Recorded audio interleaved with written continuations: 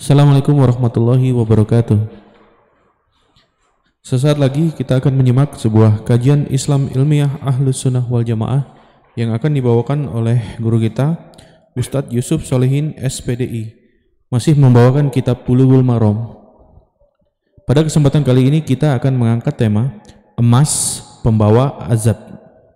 Kajian ini diselenggarakan setiap hari Kamis pada asar sampai dengan selesai, bertempat di Radio Roja Darussalam yang beralamat di Jalan PAK Abdurrahim nomor 326 Talang Semut, Bukit Kecil, Palembang. Mari kita simak apa yang akan beliau sampaikan. Semoga menjadi ilmu yang bermanfaat bagi kita, keluarga kita, dan kaum muslimin lainnya. Tafadhol masykurah Ustaz. Bismillahirrahmanirrahim. Assalamualaikum warahmatullahi wabarakatuh. Alhamdulillahi rabbil alamin. Wassalatu wassalamu ala ashrafil anbiya'i wal mursalin wa ala alihi wa sahbihi ajma'in wa la hawla wa la quwwata illa billahil aliyil azim, amma ba'd. Puji syukur kepada Allah Subhanahu wa taala atas segala limpahan karunia, kenikmatan, taufik serta hidayahnya. Kita dimudahkan oleh Allah Subhanahu wa taala untuk berkumpul di Masjid Allah Subhanahu wa taala dan melaksanakan thalabul ilmi. Mudah-mudahan kita dimudahkan oleh Allah Subhanahu wa taala dengan kita menuntut ilmu, dimudahkan menuju surga Allah Subhanahu wa taala. Sebagaimana janji Rasulullah sallallahu alaihi wasallam, "Man salaka tariqan", barang siapa yang berjalan niatnya adalah untuk menuntut ilmu, maka akan dimudahkan untuknya jalan menuju surga. Kemudian salawat serta salam semoga senantiasa tercurahkan kepada junjungan kita Rasul kita yang mulia Muhammad sallallahu alaihi wasallam, begitu juga dengan keluarganya, sahabat-sahabatnya, tabi'in, tabi'ut tabi'in, serta orang-orang yang senantiasa menapaki sunnah-sunnah beliau hingga hari kiamat kelak. Ma'asyiral muslimin rahimakumullah. Insyaallah taala pada kesempatan yang berbahagia ini kita akan melanjutkan pembahasan kita, membahas kitab Bulughul Maram, dan pada kesempatan ini kita akan membahas hadis yang ke-14. Qala al-muallif rahimahullah taala, wa an Abi Waqid al-Laythi radhiyallahu anhu qala, qala Nabi sallallahu alaihi wasallam, ma quti'a minal bahimati wa hiya hayyatun fahuwa mayyitun. Akhrajahu Abu Dawud wa Tirmidzi wa hassanahu wal lafdhu lah. Dari sahabat Abi Waqid al-Laythi radhiyallahu anhu, beliau menuturkan bahwasanya Rasulullah sallallahu alaihi wasallam pernah bersabda, ma quti'a minal bahimati, apa-apa saja yang dipotong dari binatang ternak, wahiyya hayyatun, dan binatang ternak itu masih hidup, fahuwa mayyitun, maka bagian yang dipotong itu tetap dikatakan sebagai mayat. Hadis ini diriwayatkan oleh Abu Dawud dan Tirmidzi, dan menurut Tirmidzi hadis ini adalah hadis yang hasan, dan hadis ini merupakan lafaz dari At-Tirmidzi.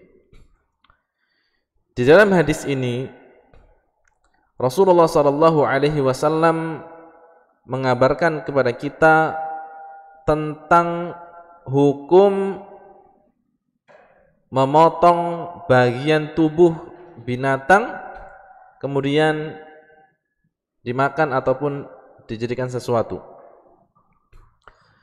Karena keluarnya hadis ini di zaman jahiliyah terjadi pemotongan anggota tubuh binatang, dan binatang tersebut itu masih hidup. Bisa jadi karena kelaparan dan sayang untuk menyembelih binatang tersebut, atau adanya sesuatu hal yang membuat mereka memotong binatang tersebut tanpa harus membunuhnya. Dan disebutkan sababul hadis atau asbabul wurud, ya, sebab datangnya hadis ini adalah anna Nabiya sallallahu alaihi wasallam lamma qadimal Madinata wajadahum yajubbuna asnimatal ibil.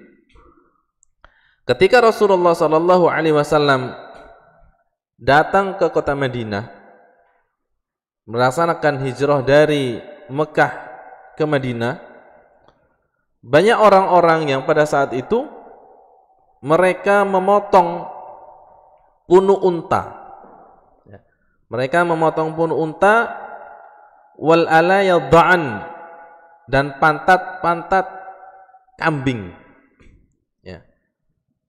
Bagian area belakang di atas paha kambing. Ya. Untuk apa mereka potong anggota badan tersebut? Ya. Mereka yattakhidunaha wadakan. Anggota binatang tersebut itu diambil lemaknya. Diambil lemaknya. Padahal binatang tersebut itu masih hidup dan tidak disembelih. Hal ini merupakan sebuah kezaliman kepada binatang. Dan kezaliman itu dilarang dalam agama Islam. Sehingga ketika Rasulullah SAW mengetahui hal tersebut, maka perbuatan seperti ini diharamkan di dalam agama Islam. Bahkan dalam riwayat yang lainnya Rasulullah SAW mengatakan, innallaha katabal ihsana ala kulli syai' fa idza qataltum fa ahsinul qitlata wa idza dabahtum fa ahsinudz dzibhata. Sesungguhnya Allah Subhanahu wa taala telah mewajibkan untuk perbuatan kebaikan dalam seluruh aspek. Apabila kalian mau menyembelih, maka sembelihlah dengan cara yang baik. Kalau kalian mau membunuh, maka bunuhlah dengan cara yang baik. Diajarkan oleh Rasulullah. Di antara cara kita menyembelih dengan cara yang baik adalah wal yuhidda ahadukum syafratahu wal yurih dzabihatahu. Hendaknya kalian menajamkan pisau yang akan digunakan untuk menyembelih dan mengenakkan binatang yang akan dipotong, tidak menakut-nakutinya. Karena binatang itu juga sama dengan manusia. Ya. Secara instingnya, binatang yang akan dipotong dia merasa takut. Apalagi kalau ditampakkan pisaunya yang akan digunakan untuk menyembelih. Nah, memotong. Pisaunya tajam, kemudian ya dilihatkan di binatang tersebut. Apalagi habis nyembelih satu dan nyembelihnya di depan binatang tersebut, dilihatkan darah merahnya, maka binatang yang lainnya pun mereka memberontak, mereka ketakutan. Ini dalam hal menyembelih kita pun diperintahkan untuk berlaku baik, berbuat baik. Lantas bagaimana kita melakukan sesuatu hal memotong anggota badan binatang tersebut sebelum kita membunuhnya? Maka ini merupakan tindakan kezaliman, maka dilarang oleh Rasulullah sallallahu alaihi wasallam. Kemudian yang kedua hukumnya yang dijelaskan oleh Nabi SAW adalah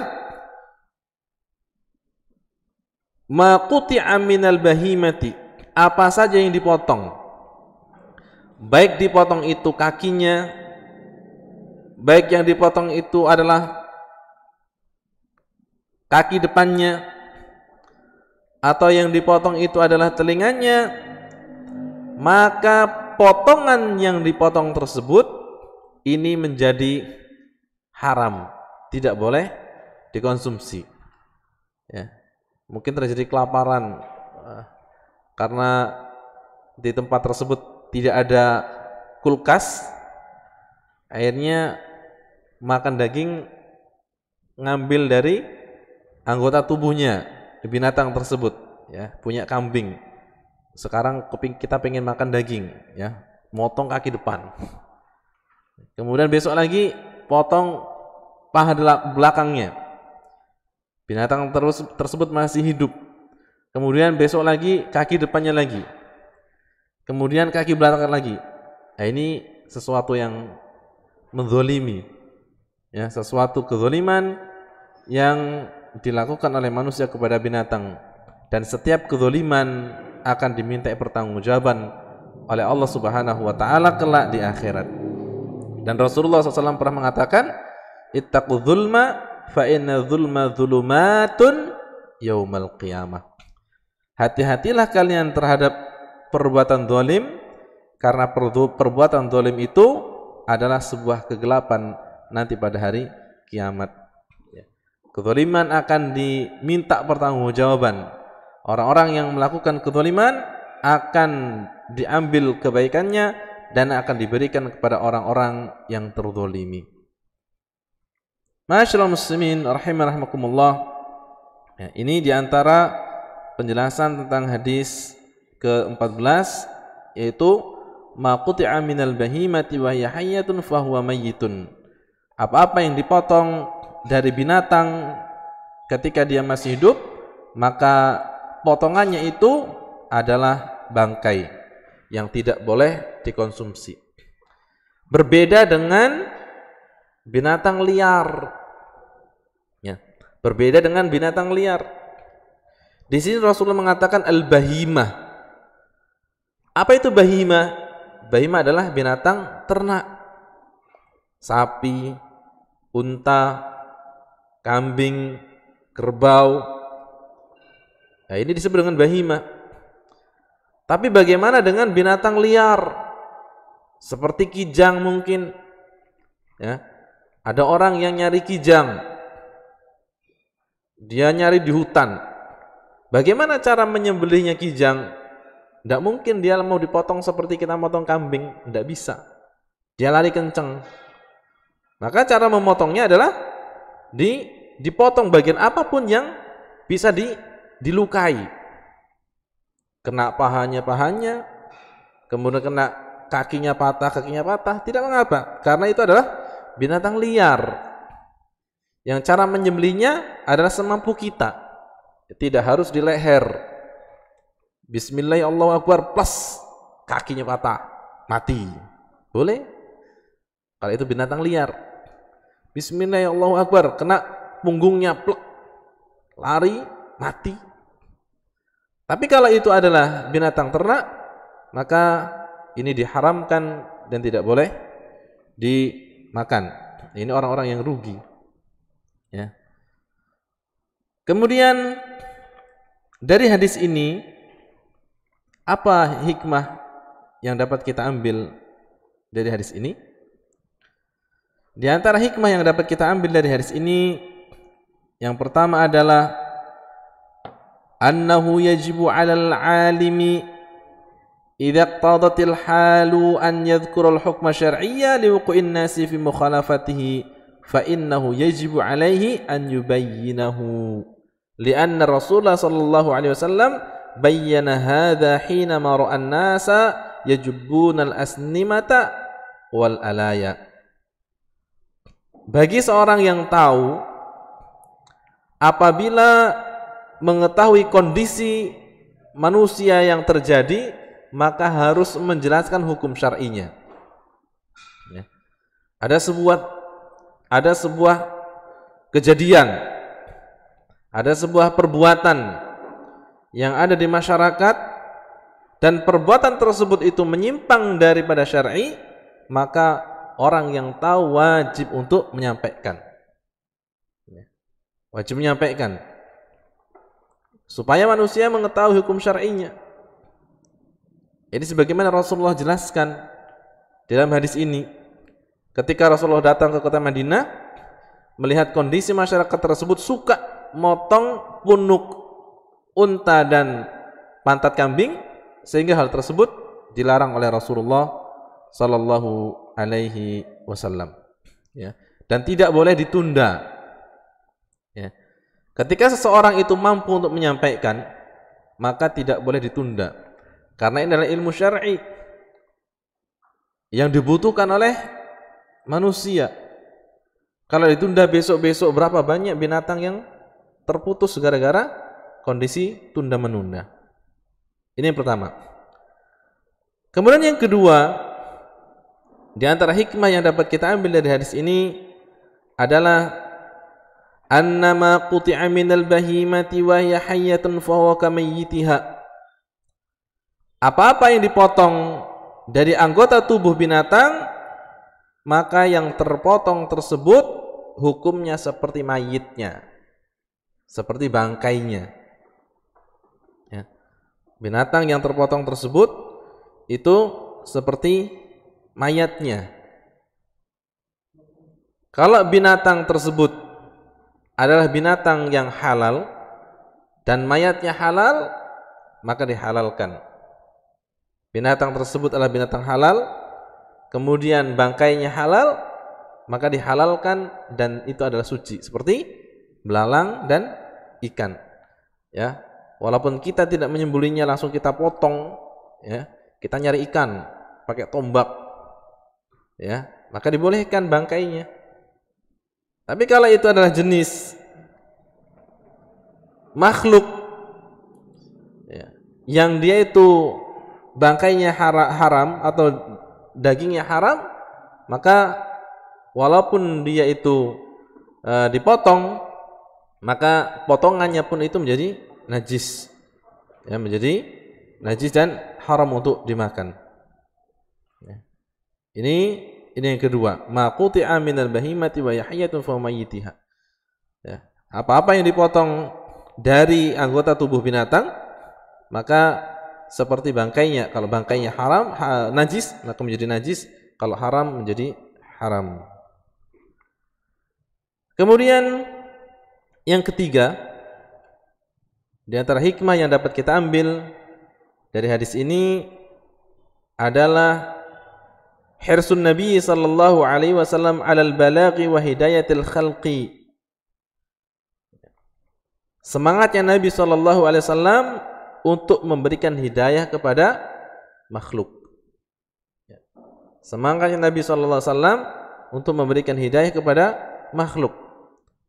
Nabi sallallahu alaihi wasallam adalah orang yang paling cinta dengan umatnya. Yang paling cinta dengan umatnya. Hal itu dibuktikan dengan dakwah yang beliau lakukan.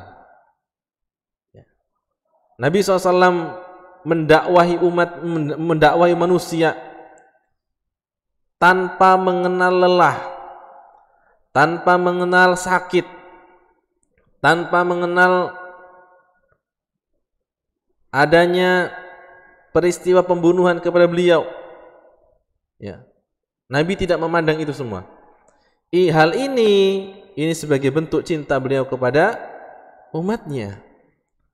Coba kalau Nabi SAW itu beliau bosenan, ya, dengan dakwah bosen, kemudian beliau kapok, ya, mudah kapok. Ketika beliau dilempari dengan batu di Taif, maka beliau berhenti berdakwah. Tapi karena beliau itu adalah orang yang paling cinta kepada umatnya, maka beliau rela walaupun badannya berlumuran dengan darah, walaupun hartanya harus habis terkuras, walaupun beliau harus terusir dari kampung halamannya, beliau jalani hal tersebut dengan cinta kepada hamba Allah Subhanahu wa taala. Dan di sini Nabi SAW ketika melihat kemungkaran itu terjadi langsung dinasihati. Ya, langsung dinasihati.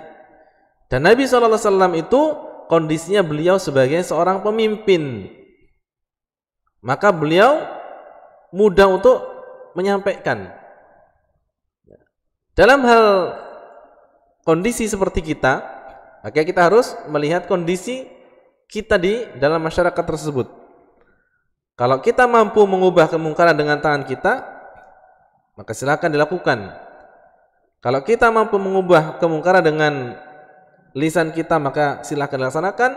Dan kalau tidak mampu, maka cukuplah kita mengingkari dengan hati. Jangan dipaksakan. Ya, jangan dipaksakan. Kita tidak memiliki jabatan, kemudian kita langsung melakukan obrak-abrik kepada kemaksiatan, tempat-tempat maksiat. Ya, yang terjadi adalah bentrok. Yang terjadi adalah pertumpahan darah ya. Tapi kita harus melihat dari sudut pandang sebagaimana Nabi SAW menyampaikan kepada kita, man ra'a minkum munkaran falyughayyirhu biyadihi. Barang siapa yang melihat suatu kemungkaran, maka ubahlah dengan tangannya.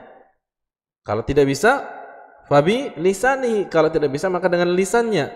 Fa illam yastati' fa biqalbihi fadzalika adhaful iman. Kalau tidak bisa dengan lisannya juga, maka hendaknya dia mengubah dengan hati, yaitu dengan cara mengingkari kemaksiatan yang terjadi. Kemudian yang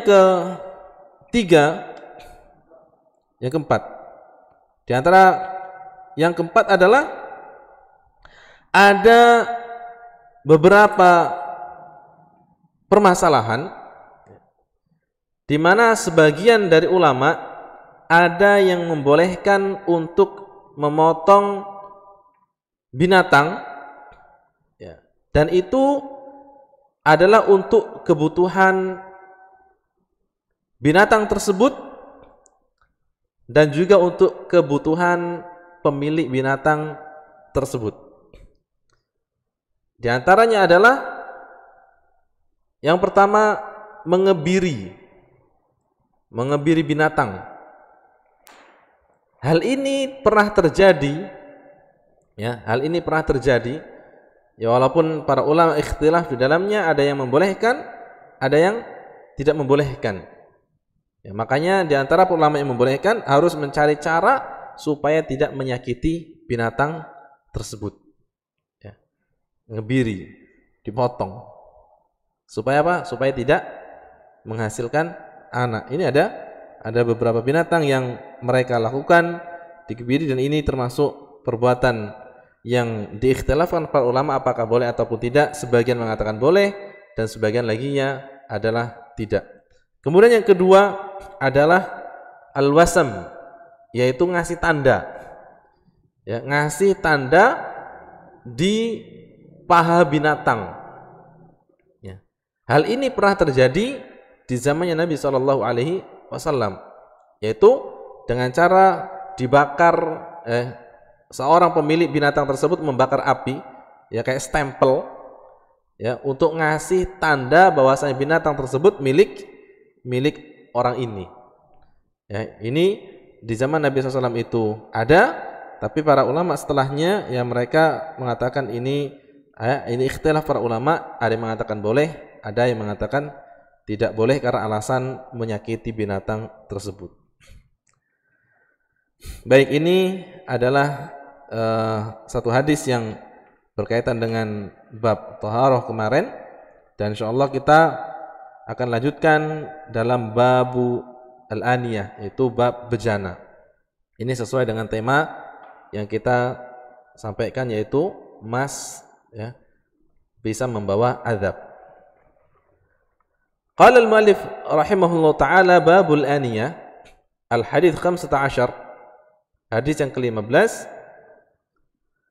An Hudzaifah ibn al-Yaman radhiyallahu anhuma qala qala Rasulullah sallallahu alaihi wasallam la tashrabu fi aniyati adh-dhahabi wal fiddah wa la ta'kulu fi sifahihima fa innaha lahum fid dunya wa lakum fil akhirati, muttafaqun alaihi. Bab baru, bab bejana, dari Hudzaifah ibn al-Yaman radhiyallahu anhuma, Rasulullah sallallahu alaihi wasallam bersabda, la tashrabu fi aniyati adh-dhahabi wal fiddah, janganlah kalian meminum dengan menggunakan bejana yang terbuat dari emas dan perak. Janganlah kalian minum dari bejana yang terbuat dari emas dan perak. Wala ta'kulu fi sifahihima, dan janganlah kalian makan dengan keduanya. Dan janganlah kalian makan dengan keduanya. Fa innaha lahum fid dunya, karena sesungguhnya emas bejana emas itu untuk orang kafir di dunia, walakum fil akhirah, dan untuk kalian nanti di akhirat. Saya ulangi, janganlah kalian minum dengan bejana yang terbuat dari emas dan perak, dan janganlah kalian makan dengan keduanya, karena penggunaan emas dan perak, bejana emas dan perak untuk orang-orang kafir di dunia dan untuk kalian di akhirat kelak. Hadis ini sahih, diriwayatkan oleh semua ahlul hadis. Di dalam hadis ini Rasulullah sallallahu alaihi wasallam melarang untuk melakukan sesuatu perbuatan, yaitu adab dalam makan dan minum. Walaupun secara asalnya Imam Syafi'i menyebutkan di dalam kaidahnya, al-aslu fi muamalatin al-hillu, asal muasal dalam sebuah muamalah adalah halal, illa ma dalla dalilun ala tahrimihi, kecuali ada dalil yang menyebutkan pengharamannya. Ya. Dan di dalam masalah makan dan minum ini adalah muamalah yang hukum asalnya bukan ibadah. Walaupun muamalah bisa dijadikan sebagai ibadah, tapi asalnya makan dan minum itu adalah muamalah yang kita diperbolehkan makan dan minum sesuai dengan selera kita. Akan tetapi ada perihal-perihal yang tadinya halal menjadi haram.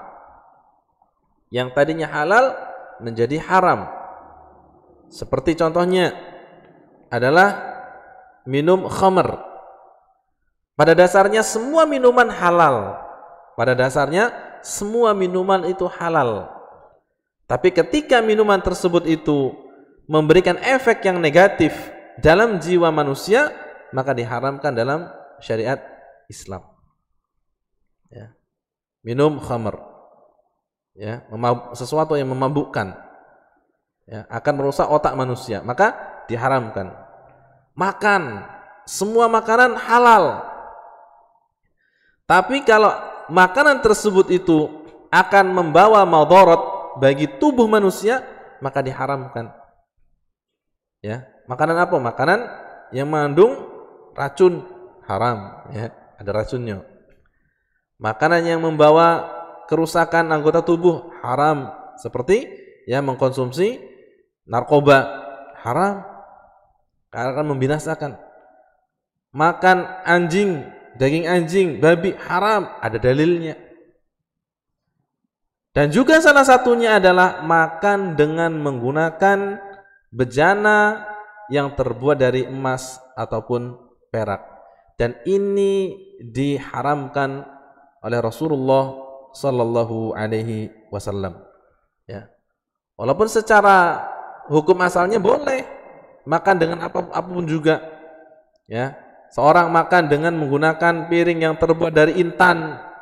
Masya Allah, Ustaz, intan. Alangkah kayanya wong itu. Ya. Boleh enggak? Boleh. Ada orang yang makan pakai gelas yang terbuat dari berlian, boleh enggak? Boleh. Tapi ketika ada dalil, ya, ketika ada dalil yang mengharamkan, maka kita tinggalkan. Alasannya apa? Ada dalil, selesai. Ya, gak usah cari penyebab-penyebabnya. Penyebabnya ini karena ini, penyebab ini. Susah-susah nian kita nyari sebabnya. Ya, kenapa tidak boleh? Diharamkan oleh Rasulullah dalam dalilnya, dalam hadisnya. Selesai. Walaupun diantaranya para ulama ada yang mengasih alasan, ya, di antara para ulama ada yang memberikan alasan kenapa makan dan minum dengan menggunakan emas dan perak bejananya itu dilarang. Pertama, mereka ngasih alasan Karena kalau seandainya bejana tersebut, gelas dan piring terbuat dari emas, maka emas akan habis. Emas akan cepat habis. Terutama di zaman Nabi SAW, ya, mata uang Arab Saudi menggunakan dinar, dan dinar itu terbuat dari emas. Nanti akan habis karena dipakai untuk buat piring dan gelas. Ya. Ini alasannya. Walaupun dibantah oleh para ulama yang lainnya, di antara Syekh Utsaimin, ya. Alasan ini tidak tepat. Alasannya apa? Kalau seandainya menggunakan emas dan perak itu dilarang ketika makan dengan alasan demikian, maka begitu juga seharusnya dilarang ketika digunakan untuk membuat perhiasan. Ya.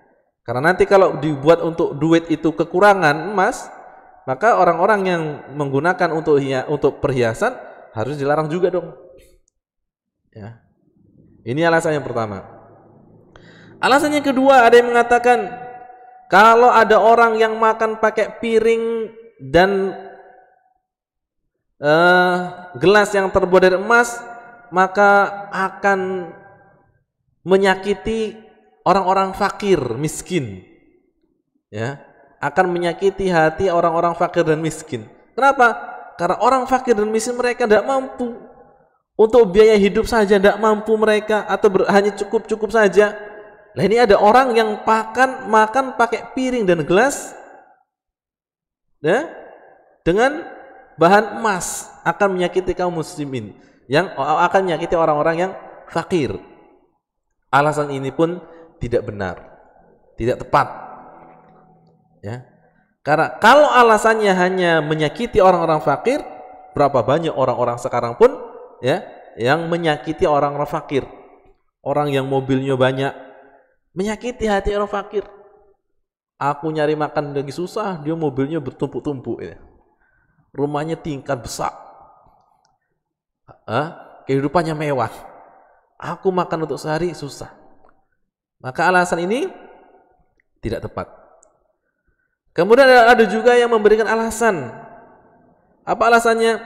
Alasannya adalah kalau ada orang yang makan dan minum pakai piring dan gelas yang terbuat dari emas, maka ini menunjukkan kesombongannya, ya, menunjukkan kesombongan orang tersebut, ya. Maka alasan ini pun kurang tepat. Kenapa? Karena banyak di antara manusia yang mereka itu, ya, hanya pakai berlian, ya, mereka tangannya penuh dengan berlian, dan kemudian mereka juga punya perhiasan-perhiasan, ya. Apakah mereka semua dikatakan sebagai sombong? Bahkan istri Nabi pun pakai hiasan. Ya, maka alasan yang tepat untuk mengatakan bahwasanya penggunaan bejana emas dan perak itu adalah sesuatu yang dilarang oleh Rasulullah Sallallahu Alaihi Wasallam. Selesai. Ya. Dengan cara seperti itu, maka orang-orang yang akan melakukannya, maka mereka akan mikir. Ya, bukan alasan-alasan sifatnya dunia, tapi alasannya adalah engkau tidak taat terhadap perintah Rasulullah sallallahu alaihi wasallam. Padahal Allah Subhanahu wa taala mengatakan, "Wa ma atakumur rasulu fakhuduhu wa ma nahakum anhu fantahu." Apa-apa yang diperintahkan oleh Rasulullah maka ikutilah, dan apa-apa yang dilarang oleh Rasulullah maka tinggalkanlah. Ya. Orang-orang yang mengikuti Rasul maka adalah orang-orang yang selamat, dan orang-orang yang tidak mau ikut dengan Rasulullah maka mereka adalah orang-orang yang akan celaka baik di dunia ataupun di akhirat kelak. Kemudian hadis ini adalah hadis yang diucapkan oleh sahabat Hudzaifah ibn Yaman. Ya, hadis ini sahabat Hudzaifah mendapatkan dari Rasulullah, kemudian dari sahabat Hudzaifah disampaikan kepada kita karena alasan. Apa alasannya? Suatu ketika Hudzaifah ibn Yaman minta untuk diambilkan minum kepada pelayan-pelayannya, ya, kepada pelayan-pelayannya. Kemudian pelayan tersebut membawa minum dengan gelas yang terbuat dari perak. Ya, yang terbuat dari perak. Kemudian ya, Hudzaifah mengatakan, buanglah air yang ada di gelas tersebut karena aku pernah mendengar Rasulullah SAW mengatakan, la tashrabu fi aniyati adh-dhahabi wal fiddah wa la ta'kulu fi sifahima. Janganlah kalian minum dengan menggunakan bejana yang terbuat dari emas dan perak, dan janganlah kalian makan dengan menggunakan keduanya. Ya, inni nuhitu an yasqini fihi, dan aku dilarang untuk minum dengan bejana tersebut. Ini asal ya, sahabat Hudzaifah ibn Yaman menyampaikan kepada kita bahwasanya dulu beliau pernah dilarang oleh Rasulullah SAW. Hal ini menunjukkan bahwasanya para sahabat mereka ada yang kaya raya. Ya, para sahabat ada yang kaya raya, dan Islam pun tidak melarang manusia untuk kaya. Ya.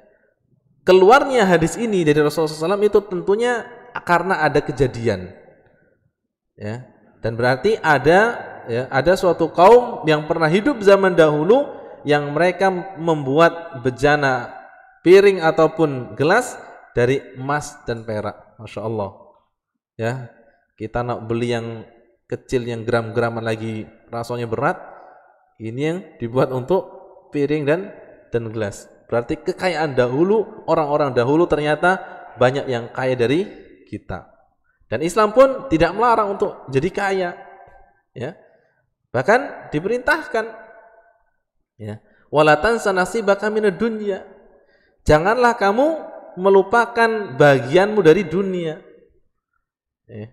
Ini adalah perintah Allah Subhanahu wa taala. Ya, jangan orang yang mengatakan zuhud terhadap dunia, akhirnya hidupnya tidak mau nyari dunia.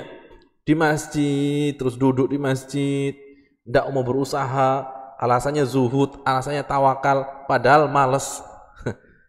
Ya, malas yang dihiasi dengan, yang ditutupi dengan, yang berselimut dengan tawakal dan zuhud terhadap dunia. Dan padahal orang zuhud itu tidak mesti kere. Ya. Orang zuhud itu tidak mesti kere. Ya. Orang yang punya mobil satu bisa jadi zuhud. Orang yang punya mobil dua bisa jadi zuhud. Orang yang punya rumah yang mewah bisa jadi zuhud. Ya. Tidak menunjukkan orang yang punya rumah besar, mewah, mobilnya banyak, dia orang sombong, tidak bisa menjadikan bukti. Karena zuhud itu tempatnya di hati. Kalau seseorang itu diberikan kekayaan, kemudian bersyukur dengan kekayaan tersebut dan menjadikan dia dekat dengan Allah Subhanahu wa taala, maka dia adalah orang yang zuhud. Dan intinya zuhud itu tidak mesti kiri. Ya. Baik. Kemudian yang selanjutnya adalah min fawaidi hadzal hadis. Apa hikmah yang dapat kita ambil dari hadis ini? Apa hikmah yang dapat kita ambil dari hadis ini? Yang pertama adalah tahrimu aniyati adh-dhahabi wal fiddah. Li'an al-asla fi an-nahy at-tahrim. Pengharaman penggunaan bejana yang terbuat dari emas dan perak secara mutlak. Ya, apabila digunakan untuk makan, maka ini menjadi haram. Ya. Dan di sini disebutkan wa li'an al-asla fi an-nahy at-tahrim, karena asal daripada larangan adalah pengharaman. Ya, karena asal daripada larangan adalah diharamkan. Ketika ada dalil syar'i, baik dari Al-Quran ataupun Sunnah Rasulullah SAW, yang di situ adanya sebuah larangan, ini menunjukkan keharaman perbuatan tersebut. Apabila ada suatu perintah, maka ini menunjukkan sesuatu yang wajib untuk dilaksanakan oleh kaum muslimin. An-nahyu yadullu tahrim wal amru yadullu alal fi'li. Ya. Larangan itu adalah menunjukkan keharaman dan perintah itu menunjukkan sesuatu kewajiban. Kemudian yang kedua, annahu la farqa bainal aniyatil kabirah awis saghirah awil aklal kathir aw syurbil yasir hatta law jur'atan minal ma'i fi mu'allaq fi mil'aqatin fahiya haramun. Tidak ada bedanya baik itu bejana yang kecil ataupun yang besar. Ya, tidak ada bedanya baik bejana tersebut bejana yang kecil ataupun besar. Kemudian digunakan untuk makan sedikit ataupun banyak. Ya, digunakan untuk makan sedikit ataupun banyak. Walaupun hanya setetes minuman yang dia teguk, tapi keluarnya dari bejana yang terbuat dari emas, maka hukumnya haram. Ya, maka hukumnya haram. Ya. Tidak ada pengecualian. Ada orang mengatakan, Ustaz ini haram, tapi kalau nyicip baik mana Ustaz? Nyicip baik? Ya sama, haram. Daripada pakai cicip-cicip, lebih baik makan banyak. Sama-sama haramnya. Ya, kayak orang makan pete.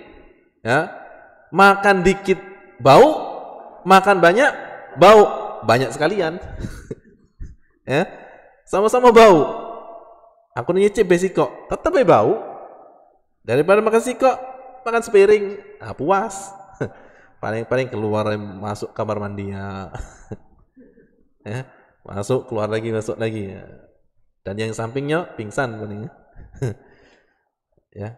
Jadi dalam masalah halal haram itu jelas. Dan halal haram ini tidak ada pengecualian. Halalnya sedikitnya halal, banyaknya halal. Sedikitnya haram, maka banyak haram. Ya, tidak bisa ditawar-menawar. Kalau haram banyak haram, sedikit halal. Nah, tidak. Ya, karena ini masalah halal haram. Kata Rasulullah SAW, al halalu bayyin wal haramu bayyin.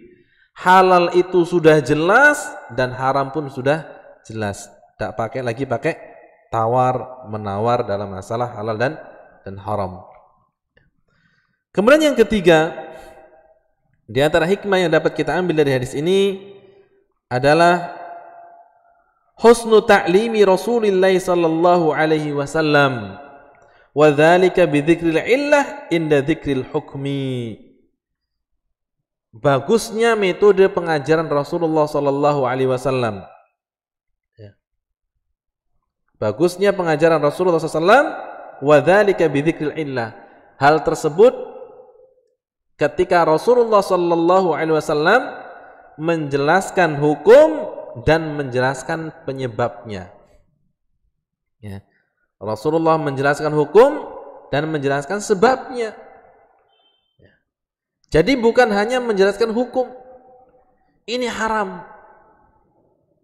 Kemudian orang-orang bertanya, apa alasan haramnya? Tentunya ada orang yang bertanya demikian. Tapi Rasulullah SAW dalam hal ini beliau mengatakan, ya, fa innaha lahum fid dunya. Sesungguhnya penggunaan bejana emas itu untuk mereka orang-orang kafir di dunia. Walakum fil akhirat, dan untuk kalian di akhirat. Ya, makanya harus sabar. Di dunia ini kita harus banyak sabar. Orang-orang kafir mereka banyak mendapatkan kemewahan. Ya, mereka banyak mendapatkan kemewahan dunia. Kenapa mereka banyak mendapatkan kemewahan dunia? Ya karena mereka orang-orang kafir, mereka punya prinsip halal haram hantam. Halal haram hantam. Yang penting aku dapat galau. Ya. Lemak mereka. Tapi orang muslim mereka punya prinsip. Ya.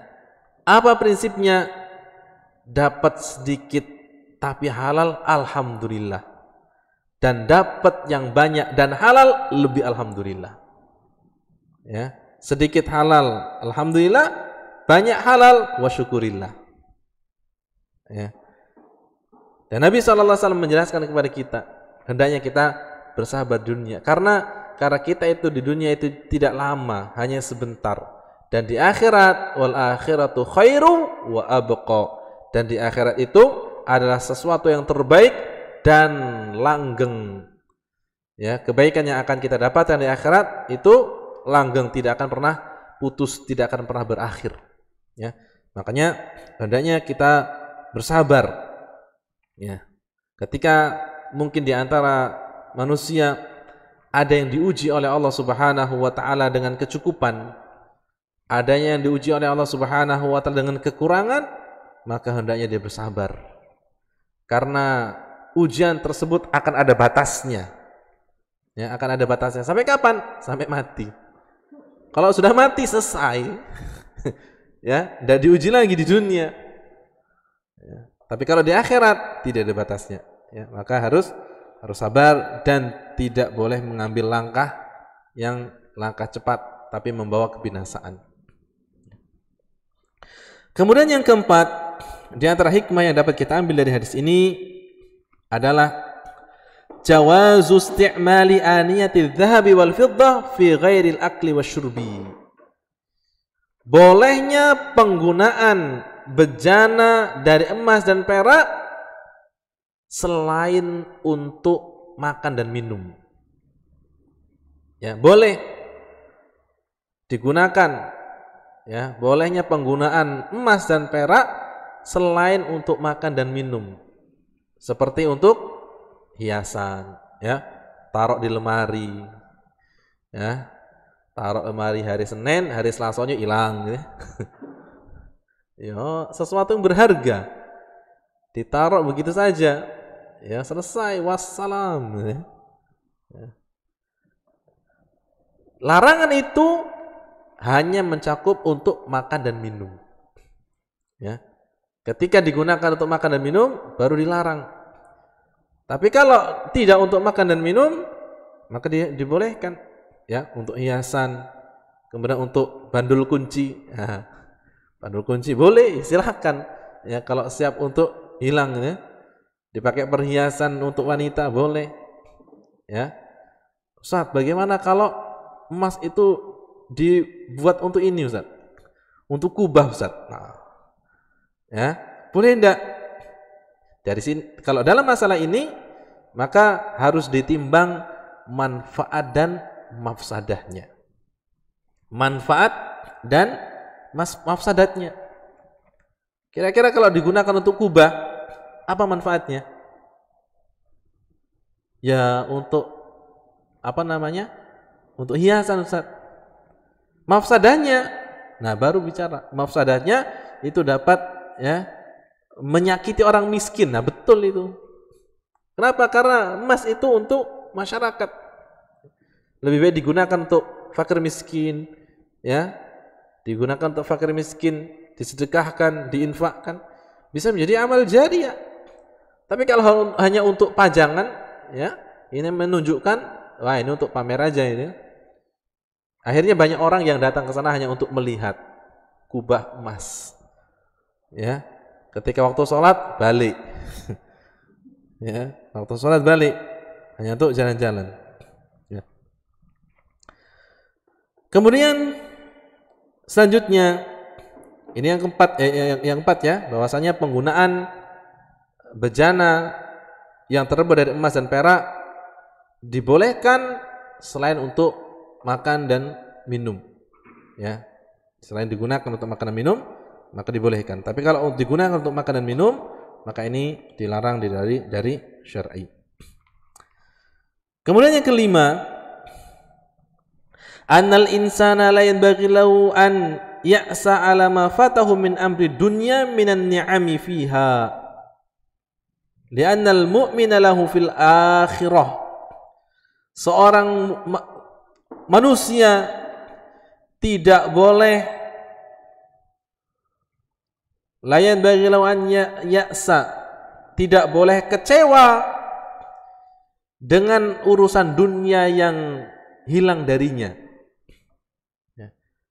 Seorang manusia tidak boleh kecewa terhadap urusan dunia yang hilang darinya atau lari darinya. Orang-orang banyak mendapatkan harta, kekayaan, nikmat yang banyak, kemudian dia tidak merasakan demikian, akhirnya kecewa, lemes, tidak mau ngapa-ngapa. Apa manfaatnya? Maka seorang muslim, tujuan hidupnya di dunia adalah untuk akhirat. Ya, untuk akhirat, bukan untuk dunia. Dunia kita hanya sementara. Kita diberikan perbekalan oleh Allah yang pas-pasan, alhamdulillah. Kita diberikan perbekalan oleh Allah dengan sesuatu yang cukup, alhamdulillah. Yang banyak, alhamdulillah. Cukup disyukuri, banyak diberikan sedekah kepada orang-orang fakir miskin. Karena tujuan kita adalah untuk akhirat. Hendaknya kita jadikan dunia ini sebagai jembatan untuk menuju akhirat. Kata Rasulullah SAW, man kanatid dunya hammahu, barang siapa yang hidupnya di dunia ini hanya tujuannya untuk nyari dunia, ya, tujuannya untuk nyari dunia, yang penting duit, saya keluar harus dapat duit, saya harus dapat duit, semua dituju dengan uang, semua dikalkulasikan dengan uang, maka apa yang akan terjadi? Farraqallahu alaihi syamlahu, urusan-urusannya akan dicerai-beraikan oleh Allah Subhanahu wa taala, akan dibikin susah. Ya. Wa ja'alal faqra baina yadayhi, ya, akan dijadikan kemiskinan itu selalu berada di kelopak matanya. Dapat selalu kurang. Selalu kurang. Ya. Sampai dikatakan oleh Rasulullah, ma yamla'u ibnu Adam, tidak ada sesuatu yang mampu mengenyangkan perut anak manusia kecuali turab, kecuali tanah. Kalau mulutnya sudah disumpul tanah baru puas. Tapi kalau dia mendapatkan kekayaan, dia mendapatkan ini itu, kurang, ya, nyari lagi. Dapat satu gunung, nyari yang keduanya. Ya, ini sifat manusia. Tapi kalau orang-orang yang tujuan di dunia untuk adalah menuju akhirat, dunia itu dijadikan sebagai jembatan untuk akhirat, maka kata Rasulullah SAW, jama'allahu alaihi syamlahu, maka akan disatukan permasalahannya oleh Allah Subhanahu wa taala, walam ya'ti dunya illa wahya radhilah, maka dunia akan datang kepada orang tersebut dalam kondisi hina dina. Ya. Maka bagi kita orang-orang yang mendapatkan kecukupan atau pas-pasan kehidupannya, maka hendaknya bersyukur kepada Allah Subhanahu wa taala dan tidak boleh berputus asa, ya, tidak boleh dijadikan sebagai senjata untuk keluar dari ibadah kepada Allah Subhanahu wa taala. Kata Allah Subhanahu wa taala, wal akhiratu khairu wa abqa, akhirat itu lebih baik dan lebih kekal, wal akhiratu khairun laka minal ula, dan akhirat itu lebih baik untukmu daripada kehidupan dunia. Kemudian yang keenam, di antara faedah yang dapat kita ambil adalah isbatul akhirati wa ma fiha minan na'im, penetapan adanya kehidupan akhirat dan adanya kenikmatan-kenikmatan yang ada di akhirat. Bahwasanya akhirat itu ada, surga itu ada, dan neraka itu ada. Ini keyakinan ahlu sunnah wal jamaah. Dan surga itu telah diciptakan oleh Allah, dan neraka pun telah diciptakan oleh Allah Subhanahu wa taala. Ini akidah.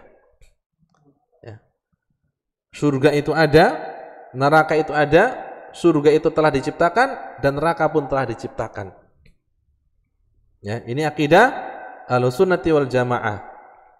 Ya, bahwasanya surga sekarang sudah ada, neraka juga sudah ada. Ada orang yang mengatakan, Ustaz, kalau surga dan neraka itu sudah diciptakan, berarti sia-sia. Ngapo? Age, kalau neraka sudah menyala-nyala dari sekarang, bahan bakarnya habis. Wah, bahan bakar habis. Emang punya rumah kamu ya listriknya habis ini. Ini Allah Subhanahu wa taala yang telah menciptakan dan tidak akan pernah habis. Ya, dan tidak pernah habis. Dan surga telah diciptakan oleh Allah dengan semua kenikmatannya. Ya. Buah-buahan lado, Ustaz. Aduh, Apa tidak basi, Ustaz? Apa tidak busuk? Tidak. Buah-buahan di surga berbeda dengan buah-buahan di dunia. Kita punya jambu, ya, diawet-awet, besoklah, sudah matang besok, busuk. Tapi ya, buah di akhirat tidak akan pernah busuk dan tidak akan pernah rontok. Ketika diambil tumbuh. Apa manfaatnya terus telah diciptakan surga dan neraka? Manfaatnya adalah yang pertama targhib, yaitu untuk memotivasi. Ya, untuk memotivasi orang yang hidup dan memberikan rasa cinta bagi orang yang telah mati. Orang yang mati dari orang yang bertakwa kepada Allah dibukakan pintu pemandangan surga. Akhirnya apa? Ya Allah, cepat kiamat, ya Allah, cepat ya Allah. Kemudian neraka apa manfaatnya? Tarhib, untuk menakut-nakuti. Ya, untuk nakut-nakuti. Siapa? Orang yang hidup dan orang yang sudah mati. Orang yang hidup supaya dia berpikir bahwasanya Allah Subhanahu wa taala telah menciptakan neraka sebagaimana yang disebutkan oleh Rasulullah SAW dalam hadis-hadisnya. Dan orang yang telah meninggal dunia dan dia adalah orang yang tidak bertakwa kepada Allah, dibukakan pemandangan neraka. Supaya apa? Supaya dia semakin takut dan itu menjadi azab baginya. Sehingga apa ucapannya? Ya Allah, lamakan lagi kiamat, ya Allah, lamakan lagi ya Allah. Ya. Ini kisah yang panjang sebagaimana yang diriwayatkan oleh sahabat Al-Bara' bin Azib. Ya. Jadi akhirat itu sudah ada, nikmatnya pun telah disiapkan oleh Allah Subhanahu wa taala. Kemudian selanjutnya, annahu yanbaghi an yusallal insanu amma fatahu minan na'imi dunya. Wa wajhu dzalika anna Rasulullah sallallahu alaihi wasallam lamma nahaa an syurbi wal akli fi awani dhahab wal fiddah sallal mu'minina ya'ni dzakara lahum ma yastalluna bihi wa huwa annaha lana fil akhirah wal akhiratu laysat bi ba'idah. Hendaknya seorang muslim menghibur dirinya terhadap sesuatu yang hilang darinya dari kenikmatan dunia. Ya, menghibur dirinya ketika kehilangan sesuatu dalam masalah dunia.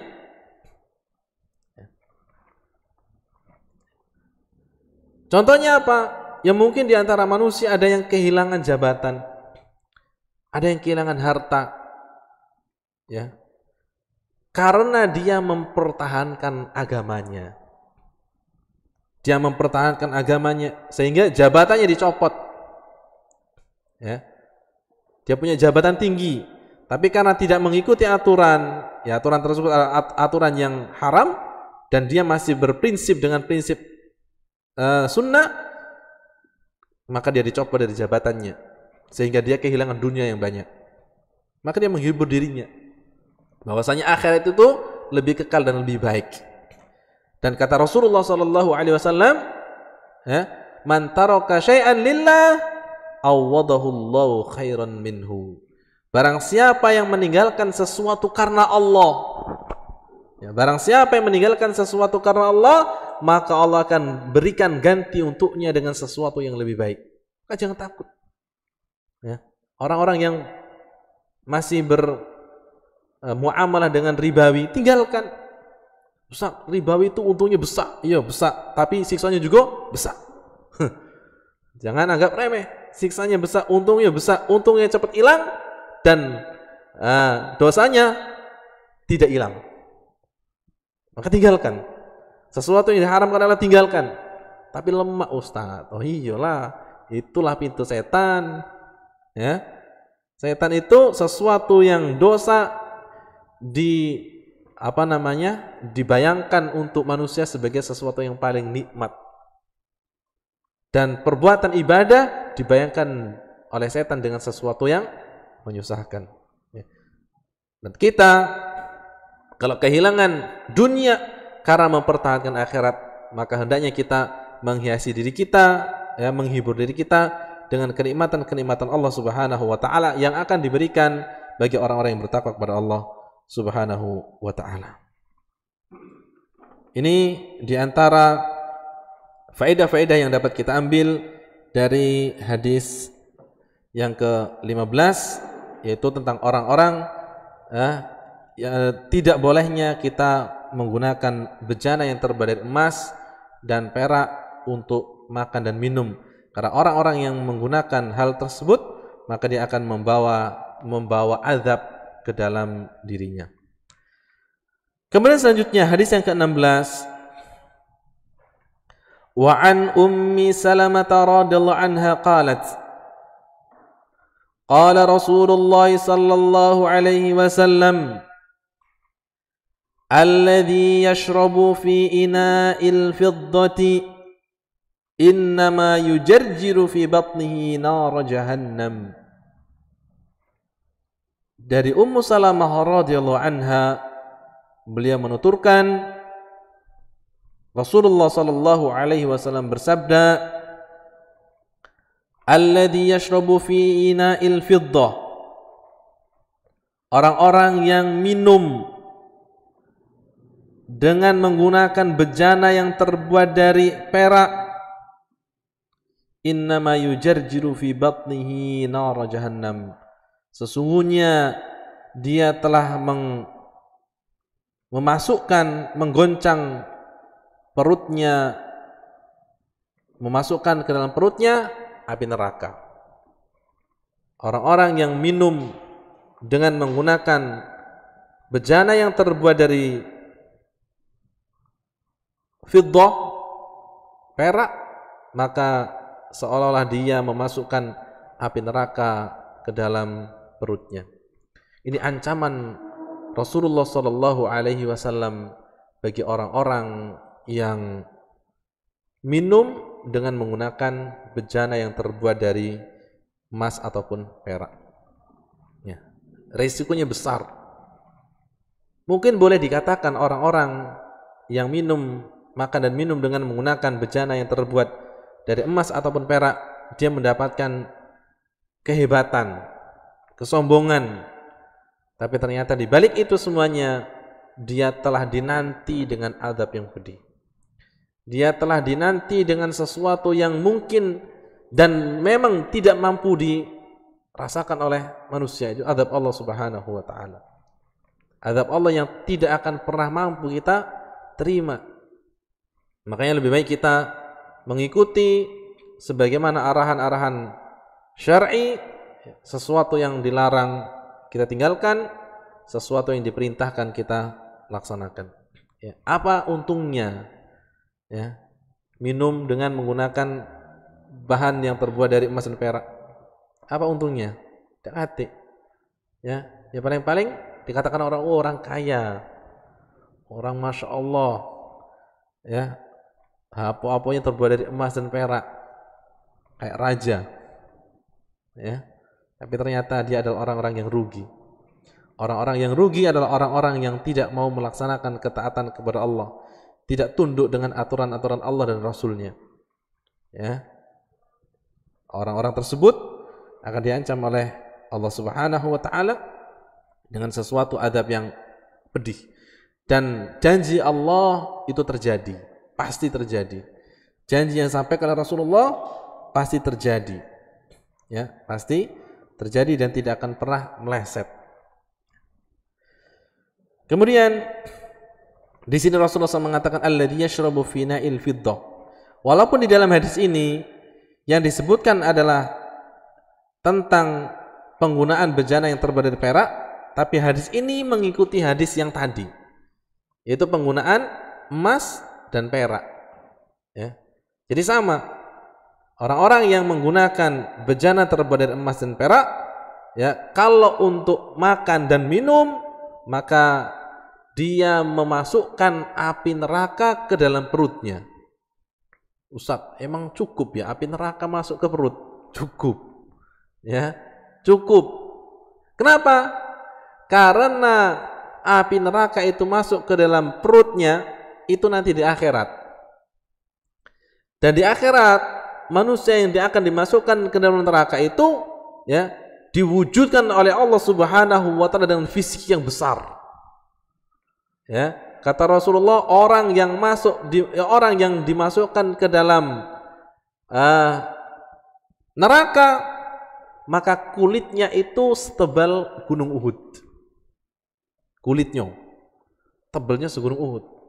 Gigi gerahamnya sebesar gunung Uhud. Ya. Gigi gerahamnya sebesar gunung Uhud, kemudian kulitnya sebesar setebal gunung Uhud. Maka ketika dia dimasukkan ke dalam di dalam perutnya dimasukkan api neraka itu banyak, ya. Banyak api yang masuk. Ya kalau di dunia ya tidak merasa dia. Ya tidak merasakan, tapi di akhirat nanti dia akan merasakan ya bahwasanya di dalam perutnya itu ya ini tidak merasa nyaman. Kalau orang masuk surga ya, orang masuk surga berbeda dengan orang masuk neraka.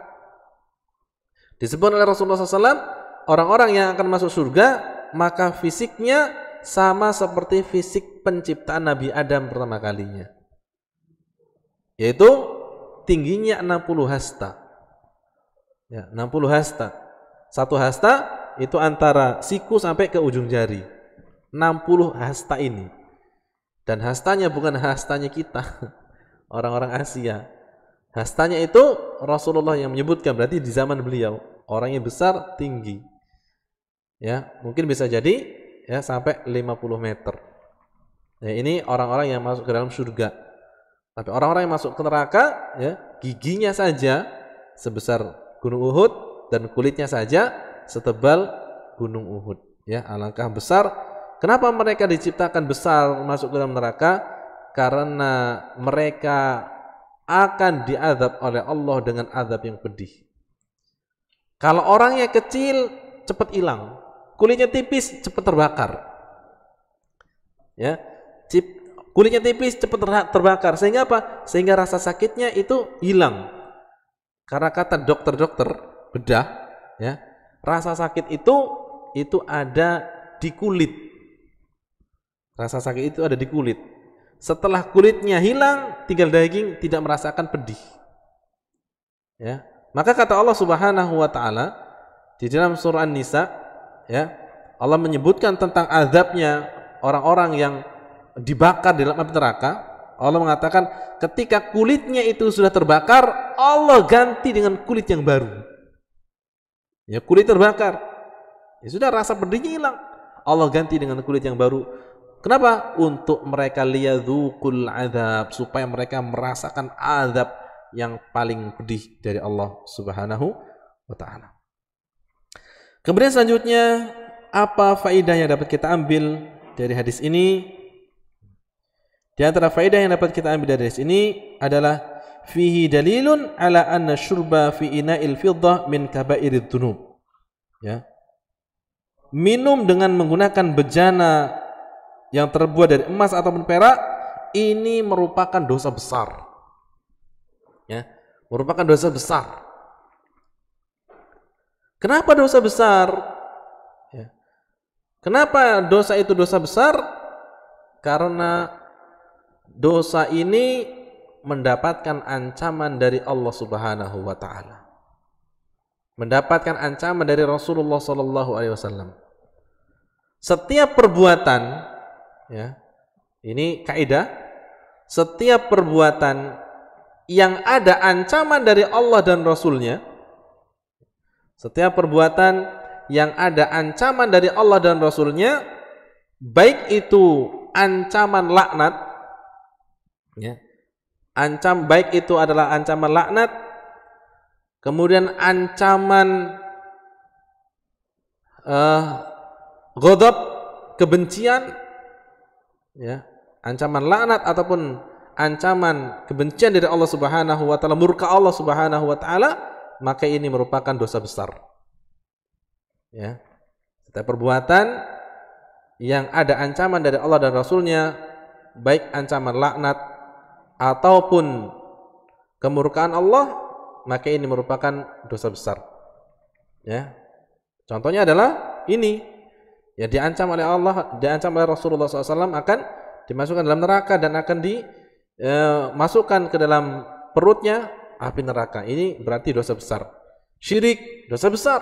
Kenapa? Karena ada ancaman, ya, dari Allah Subhanahu wa taala. Ya.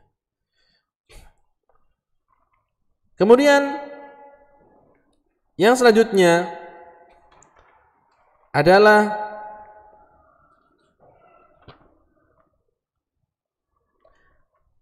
annal jazaa'a min jinsil amal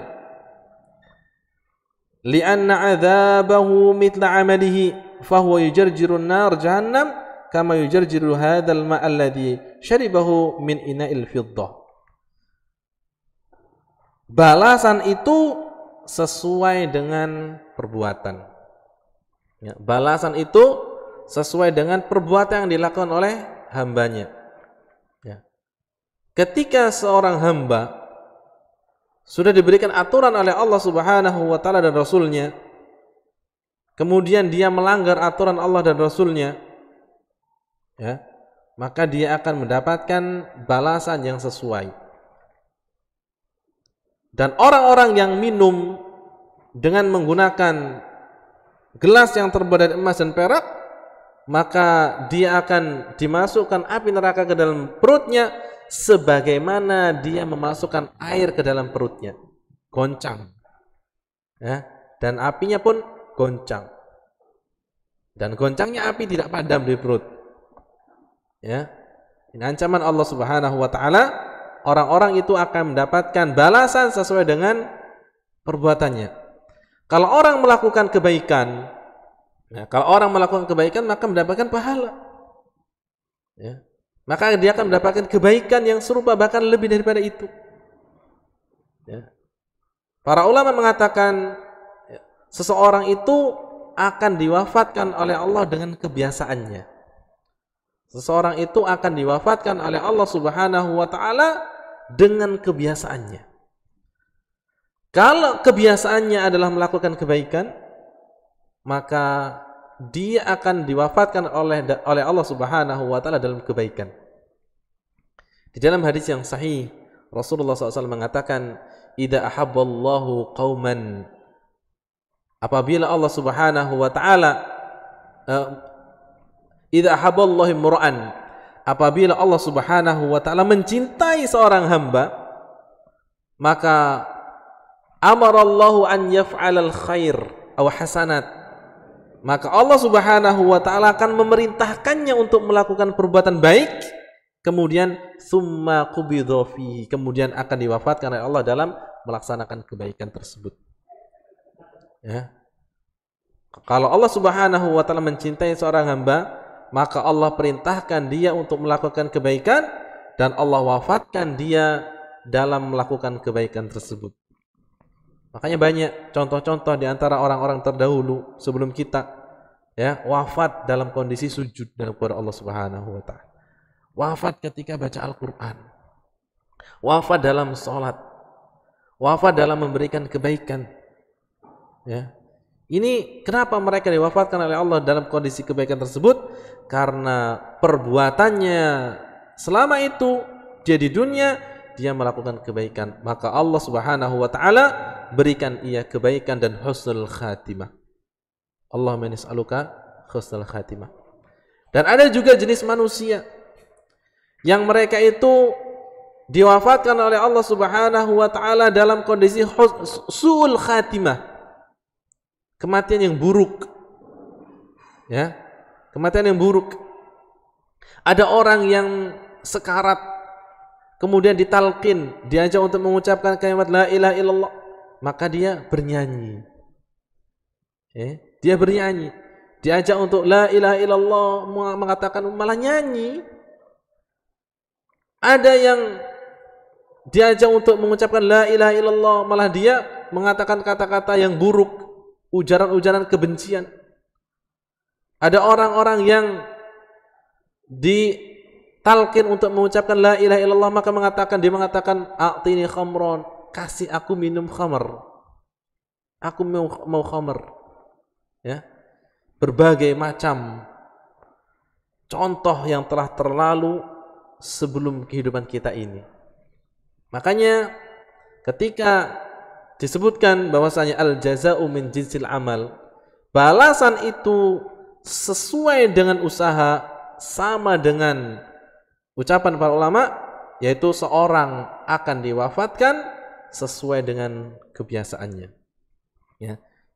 Orang-orang yang biasanya melakukan kebaikan dan dia menjauh perkara-perkara yang dilarang oleh Allah dan Rasulnya, maka pun insyaallah taala dia akan dimudahkan oleh Allah Subhanahu wa taala dan diberikan husnul khatimah oleh Allah Subhanahu wa taala. Ini yang insyaallah taala bisa kami sampaikan, kurang lebihnya mohon maaf. Sebelum ditutup, apakah ada pertanyaan? Kalau tidak, maka kita cukup sampai di sini.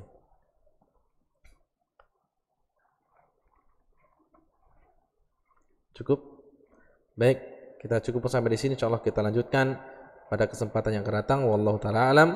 Subhanakallah bihamdika asyhadu an la ilaha illa anta astaghfiruka wa atubu ilaik. Assalamualaikum warahmatullahi wabarakatuh.